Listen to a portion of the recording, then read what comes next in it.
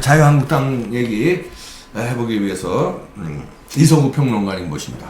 어떤 자유한국당 당 대표 후보들이 잘해야 되죠? 어서 오십시오.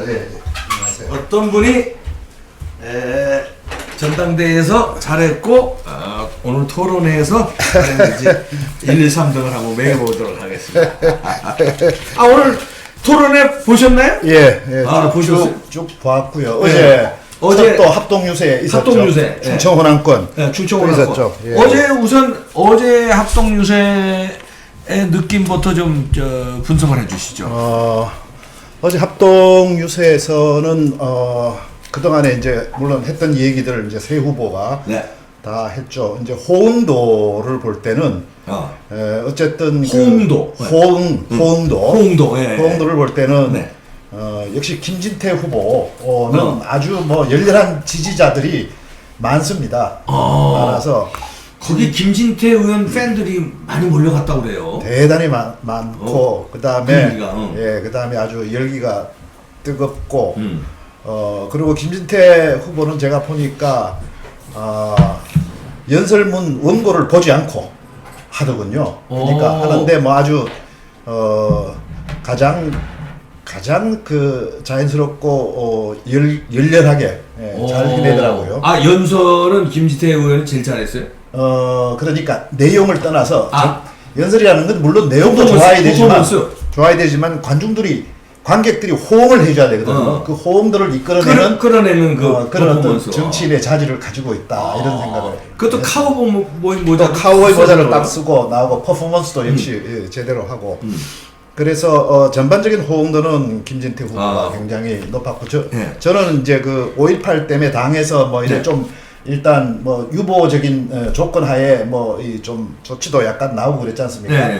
뭐 좀 위축될 줄 알았더니만은 뭐 전혀 위축 안 되고 오히려 거꾸로 저 쫓겨날지 모르니까 저 지켜주시겠습니까? 하면 이제 거꾸로 이렇게 막 이야기하면서 호응을 끌어내는데 그분은 이제 정치인으로서 상당히 이 경지에 올라갔다 이런 생각이 들고요. 그다음에 이제 반면에 오세훈 후보는 이제 좀 반대 측면에서 약간 이 좀 몰리는 듯한 수세에 몰렸어요. 약간 긴장이 되고 현장의 분위기는 그렇다는 그렇죠. 근데 어쨌든 당 대표 선거는 당원들이 70%로 하는 거니까 그렇죠. 뭐 그 영향을 있겠죠. 그러나 또 뭐 그렇다고 그게 표로 다 직결될 거냐 하면 열렬한 분들이 어차피 또 많이 간 거기 때문에 그게 전체 비례로 꼭 된다 뭐 이렇게 보지는 않죠. 그분들이 전체 다수는 아니니까. 그러니까 이제 그런 면은 있고.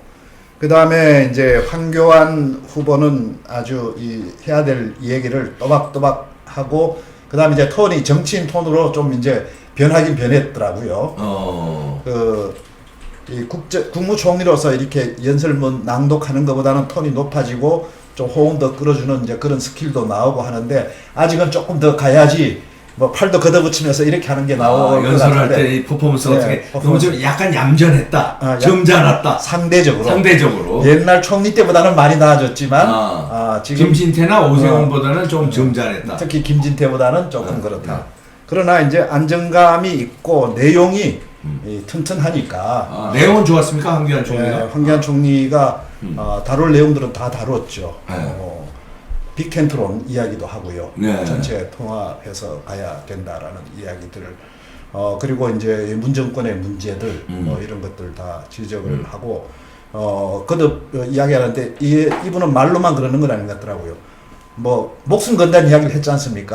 어제는 뭐 목숨이란 말까지는 안 했지만 끝까지 반드시 해내겠다라는 이야기를 강조를 하는데 정치인들의 의례적인 말로 들리지 않는 그런 부분이 있어요. 심각해 보이고 뭔가 이분은 진짜 목숨 건겠다는 진정성이 보였다 이런 얘기죠. 근데 정치인이 그 정도면 뭐 온갖 퍼포먼스를 다 하면서 할 텐데 그렇게 하지 않는데 그러나 느껴지는 게 있지 않습니까? 저 양반 진짜구나라는 느낌이 오는 거 그런 건 있어요. 그래서 뭐 전체적으로는 좀 각각의 분위기들이 이제 좀 그랬다라는 뭐 그거 가지고는 우열을 꼭 판가름하기보다는 분위기가 그랬다라는 말씀도 좀 전해드리고 당 상황이 그게 어떻게 반영될 것인가 이제 그런 점에서 저는 좀 포인트를 보면서 봤죠. 보고 뭐 오늘 그리고 이제 더 중요시한 건 오늘 이제 첫 그 합동 토론회 네. 그걸 조금 중시를 해서 네. 왔습니다. 오늘 토론은 어땠어요? 누가 제일 잘했습니까? 겉으로 드러나기는 김진태 후보가 아주 거침없고 당당하게 잘했습니다. 네. 겉으로 드러나기는. 네.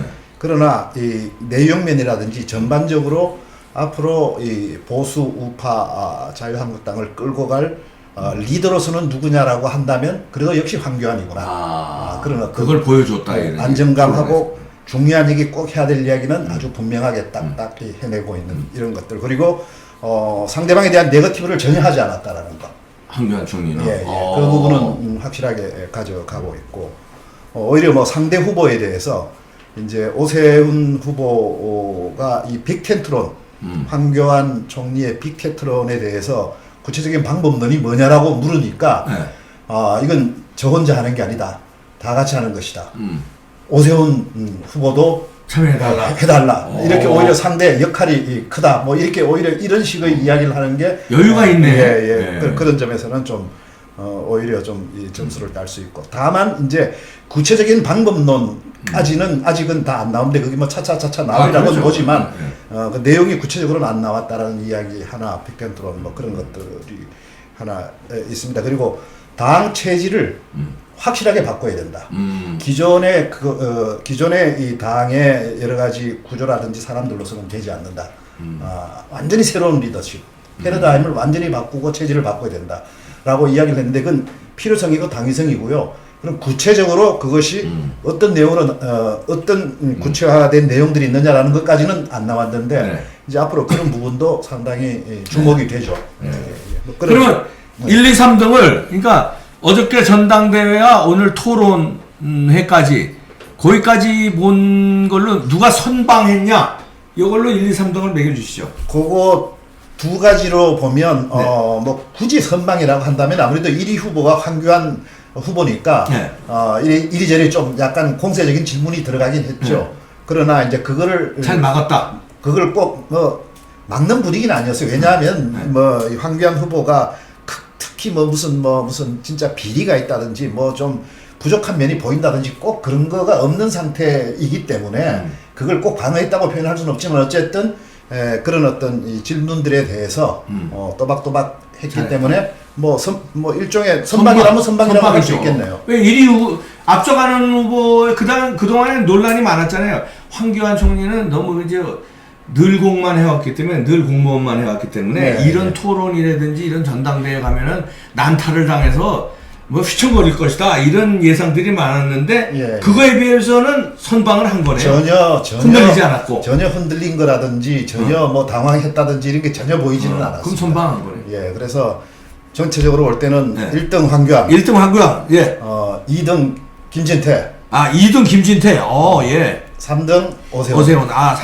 왜 그러냐면 물론 그것이 꼭 나중에 꼭 득표율이라고 말할 수는 없는데 그렇죠. 어제 합동 유세와 오늘 토론회만 놓고 볼 때는 그랬다. 일단 그랬다. 이제 또 있을 테니까 앞으로 또 역전이 될 수도 있죠. 앞으로 토론회가 6번 더 5번 더 남았고요. 그다음 유세도 지금 한 3번인가 4번 남았는지 아직. 그러니까 앞으로 많이 되겠죠. 그랬군요. 당초에는 어떻게 예상을 했냐면요. 이준석 군도 그러더만 오세훈 씨가 이게 달변이거든요. 그러니까 황교안 씨가 약간 그 말주변 같은 데서 말릴 가능성이 있다고 그렇게 진단을 했는데 예상하고는 빗나갔네요. 근데 이제 선방한 거네요. 그러니까. 그게 앞으로도 저는 뭐 말려든다든지 뭐 당황해야 한다든지 이런 게 저는 별로 없을 거라고 보는 게 유일하게 두 가지 이를 부산에 LCT 비리가 있었지 않습니까? 그것을 황교안 후보하고 연결을 시키는 질문을 오세훈 후보가 하나 했고요. 그 다음에 아들이 부대에서 뭐 보직을 편안대받았다는 거 두 가지를 이야기했고, 이제 꼭 하나는 그 다음에 서울 수도권에서의 어떤 확장성에서는 자기가 나왔다. 그거죠. 그리고 황 후보나 김 후보는 필패론이다. 뭐 이제 크게 세 가지를 질문을 했는데 그 부산 LCT 비리 부분에 대해서는 그건 무슨 이야기냐면 그때 그 큰 대형 건물만 대상으로 투자이민을 거기 투자하면 받아준다라는 게 특혜이기 때문에 그게 안 됐거든요. 근데 그게 황교안 법무장관 때 그게 승인이 났습니다. 그 문제가 있지 않느냐, 뭐 개입돼 있지 않느냐라고 이야기를 하니까 천만의 말씀. 어디까지는 원칙과 기준에 의해서 했고 그 당시는 특정 건물이었기 때문에 안 됐고 과거에 안 된 거는 다시 올라왔는데 특정 건물이 아니라 그 지역 단지 전체로 해서 그거는 원칙과 기준에 맞았기 때문에 해준 것이고 아무것도 없다. 무슨 이야기냐. 이제 이렇게 답변을 하나. 오히려 해명 기회를 준 거야 됐네. 오히려 뭐 결과적으로 그렇게 그렇게 됐네. 이제 뭐 오세훈 후보가 더 질문을 하겠다고 앞으로 하겠다 그러니까 이제 좀 봐야 되겠는데 네. 제가 느낌으로는 단호하게 말을 하는 걸로 봐서는 오히려 계속 해명이 되지 않겠나라는 생각이 들고 그 아들의 부대 보직 그 부분도 이렇게 이야기하더구만요. 그 당시 뭐 대구 광주에서 저 대구로 편한 데로 갔다라고 이야기를 하지 않습니까? 그건 정상적으로 훈련을 마치고 간 것이고 그건 부대에서 군에서 한 것이지 자기가 거기에 뭐 압력을 넣거나 뭐 이런 게 없었다. 그리고 대구에 이작전 사령관이 어쩌고 하는데 그건 부탁이 되지도 않고 부탁한다는 건 말도 아니다. 그렇게 하고 오히려 아들은 좀 약간의 지병이 있었는데 오히려 군대를 자진해서 간 경우다. 그리고 근무한 곳이 인쇄소고 먼지가 많이 날려서 지병에 상당히 치명적일 수도 있는데 불구하고 근무를 했다. 먼저 이런 이야기를 하고 해명 아닌 해명이 됐다고 일단 보여지고요. 뭐 그건 앞으로 또 더 나오면 무슨 이야기가 나오겠죠. 선거 필패론 이야기를 이제 하니까 누가 그런 말씀을 하시느냐. 지금 우리가 다 통합을 해서 그 다음에 문정권의 지금 이런 폭주 실정을 심판하면 그건 이길 수 있다. 그건 지역의 문제가 아니다. 라고 이야기를 그렇게 하고 크게 이제 세 가지를 꼭 황교안 총리한테 들이댄다면 이제 크게 그 세 가지인데 거기에 대해서는 그렇게 제대로 다 방해. 이거 1차 토론회니까 앞으로 뭐 5번 더 남았으니까 앞으로 이제 어떻게 뭐 역전이 될지 아니면 황교안 총리가 잘 수성을 할지는 지켜볼 일이지만 이서구 평론가가 일단 어제의 전당대회와 오늘의 1차 토론회를 본 결과는 1등 황교안 잘 방어했다, 2등 김진태 잘 공격했다, 3등 오세훈 미진했다. 이렇게 일단 정리가 되겠습니다. 앞으로도 또 계속 이렇게 평가를 해보겠습니다.